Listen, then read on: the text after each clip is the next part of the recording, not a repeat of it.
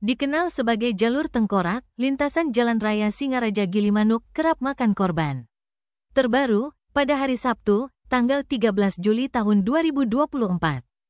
Yang menjadi korban di jalur tersebut adalah seorang warga asal Probolinggo. Dia mengalami kecelakaan lalu lintas tragis di Jalan Raya Singaraja Gilimanuk KM 67,4. Peristiwa tabrak lari ini mengakibatkan korban tewas di tempat dengan kondisi mengenaskan.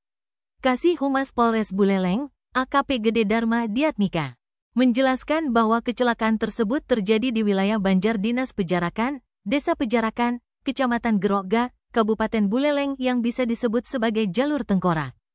Korban adalah Mo Bustami Ubadillah, warga kota Probolinggo, Jawa Timur, yang mengendarai sepeda motor Honda Revo. Bustami melaju dari arah Gilimanuk menuju Singaraja saat insiden terjadi. Menurut AKP Diatmika, kendaraan yang tidak diketahui identitasnya datang dari arah berlawanan dan diduga mengambil jalur terlalu ke kanan. Masuk ke jalur korban dan menabrak bagian depan kanan sepeda motor Bustami.